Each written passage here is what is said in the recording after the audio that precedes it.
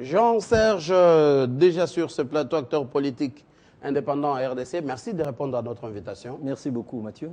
Question directe, est-ce opportun cette rencontre, Etienne Tshisekedi, avec le président Joseph Kabila, rencontre souhaitée par tout le monde? Pour vous, est-ce opportun?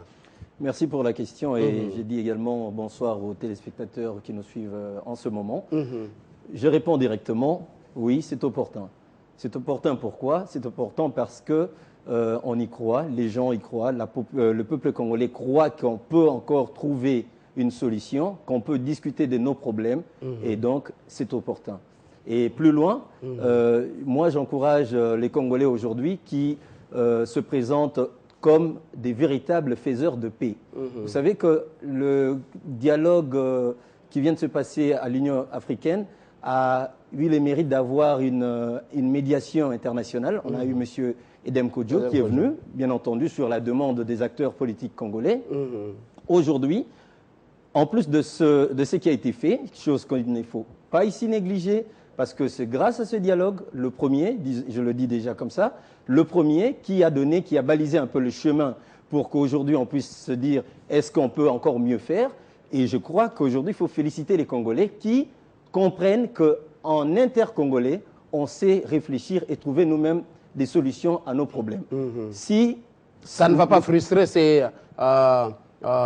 tous ceux qui ont été au dialogue de la Cité de l'Union africaine. Non, je crois que la frustration ici serait très malvenue et ce serait justement l'erreur qu'il faudrait éviter. On ne parle pas ici d'un triomphalisme.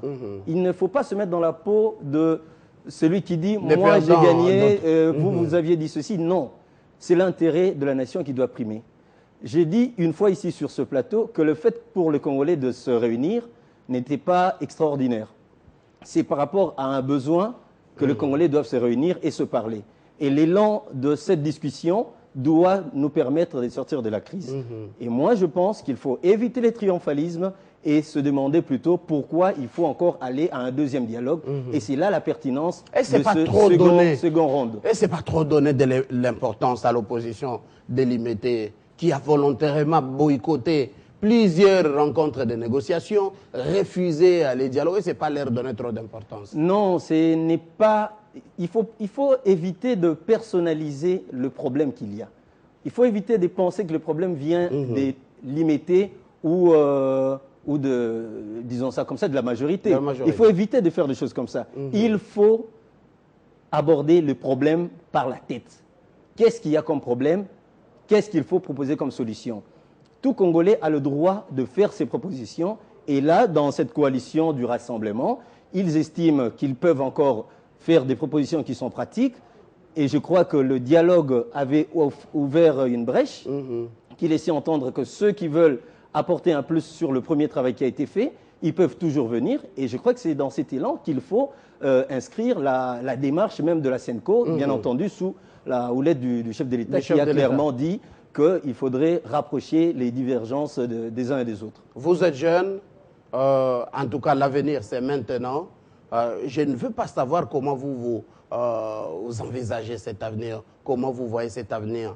Mais il y a Limité, l'autre qui a prêté serment et qui déclarait qu'il recherchait l'impérium. Il y a de l'autre côté du pouvoir les chefs de l'État qui est constitutionnellement fin mandat. Ils se rencontrent et après, ils parlent de quoi? De la cogestion du pays, du partage du pouvoir, pour leur intérêt ou pour le bien du peuple? L'avenir en tant que jeune. En tant que jeune, je crois que nous avons sur nos épaules et même sur notre tête une grande responsabilité. Parce que, comme vous le dites vous-même, la jeunesse, c'est l'avenir de demain. Les jeunes doivent, déjà j'aborde cette question en termes de conseils, doivent être responsables et éviter toute manipulation et surtout ne pas se livrer au sensationnel. La discussion qui pourrait avoir lieu entre les acteurs politiques et pour les cas d'espèce, cette rencontre qu'on appelle duel entre le président de la République et le président du Rassemblement, n'est pas un duel d'opposition. C'est plutôt un duel de complémentarité. C'est comme ça qu'il faut voir les choses. Je vous rappelle qu'en Afrique du Sud, par exemple, Nelson Mandela et de Klerk sont passés de l'ennemi à des alliés.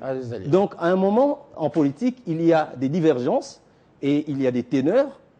Aujourd'hui, il y a cette divergence qui est bien mise en valeur par les accords qui ont été présentés au cours du dialogue. Cette discussion qui doit avoir lieu entre le pouvoir en place et le rassemblement, s'il faudrait qu'il y ait lieu, doit plutôt concilier les avis.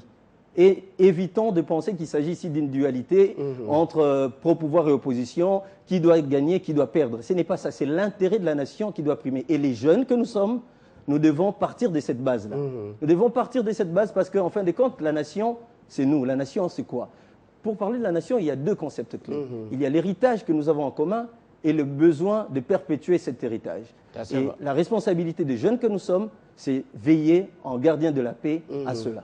Et pensez-vous que cette rencontre va vider vraiment la crise? Bon, ils se rencontrent, eh bien, est-ce que la crise est finie? Les élections ne seront toujours pas organisées?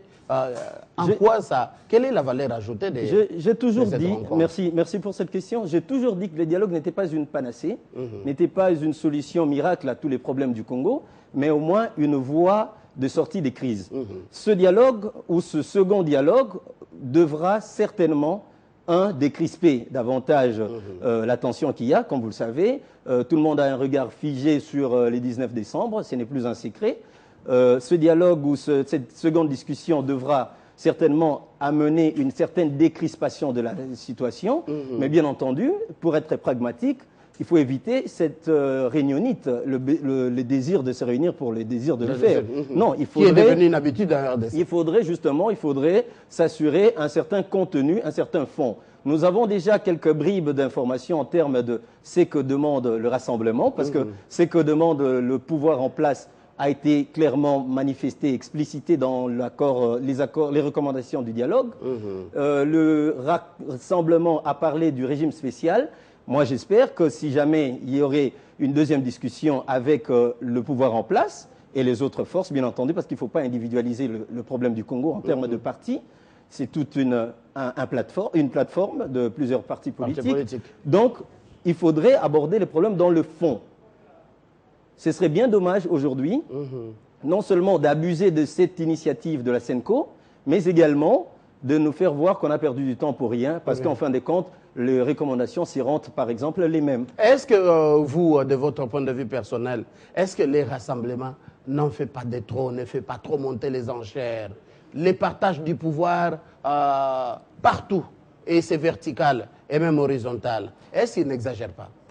La crise actuelle, à mon sens, est une crise structurelle, fonctionnelle, je l'ai toujours dit. Elle n'est pas en soi structurelle. Elle est fonctionnelle parce que les gens n'ont pas fait leur travail. Ça, c'est la logique. Ça, c'est la logique. Et quand il y a un problème au niveau de la fonction, il faut faire... La correction, c'est faire le travail. Okay. Est-ce que c'est... Pensez-vous qu'ils viendront travailler? Parce que vous abordez cette question. Oui, j'aborde cette question parce que c'est ce qu'on attend. Vous savez qu'on a déjà un Premier ministre qui est un peu en attente de commencer sa mission. Les Congolais ont le regard rivé sur la date fatidique que l'on veut du 19, chose que je pense qu'elle n'est pas fatidique en soi. L'heure n'est pas qu'à nommer des gens, l'heure est au travail. Monsieur Jean-Serge Onyumbe, oui. Rapidement avant de nous quitter, oui. Est-ce que ce n'est pas un danger, cette cohabitation du pouvoir et de toute l'opposition dans un seul gouvernement? Qui va contrôler qui? Qui va faire la pression à l'autre? Je réponds comme ceci. Il y a un homme politique américain de grande renommée qui a dit que des mesures exceptionnelles peuvent devenir constitutionnelles lorsqu'elles sont indispensables. C'est le cas en RDC déjà? C'est le cas de la RDC. Là, vous évoquez déjà les changements de la Constitution. Je ne parle pas du changement de la Constitution parce que déjà, vous savez tout bien que moi qu'il y a tout un mécanisme pour y arriver, mais je parle des mesures exceptionnelles qui doivent être prises parce que c'est la crise. Et ces mesures, bien entendu, c'est le fait de voir, par exemple, aujourd'hui, monsieur Sami Badibanga, qui est de l'opposition, être Premier ministre sans pour autant qu'ils aient la majorité parlementaire. Cette question, je vous la pose à vous avant de nous séparer. C'est un peu anecdotique. Oui. Transition ou régime spécial, les chefs de l'État Joseph Kabila. Vous aimeriez avoir le président Etienne Tshisekedi à quel poste? Je crois qu'il est assez responsable pour assumer ce qu'il veut assumer comme responsabilité. C'est un grand meneur, il a un projet de société. je le fais. C'est un grand Les gens de l'IDPS avec les RH ne sont pas ici quand même. Non, il n'y a pas la pression. Non, j'ai dit que le président Étienne Tshisekedi, avec ce qu'il a rendu comme service au pays, doit certainement accompagner cette jeunesse que nous sommes pour prendre le relais. À quel poste? Il n'y a toujours pas de réponse. C'est justement... Non. Il faudrait ici appeler les Congolais à rendre service au Congo et non à chercher des postes. Ah, ça d'accord. Voilà. Ça n'engage que vous, Jean-Serge Onyumbe. Merci vraiment pour moi qui vous remercie, ces analyses et décryptages. Merci d'avoir répondu à l'invitation. Merci beaucoup. La suite, toujours avec le même sujet. Probabilité d'un deuxième dialogue. Rencontre Kabila Tshisekedi. Est-ce opportun? Le point de vue d'un cadre de la société civile, Sami Ouechi. Dans un instant.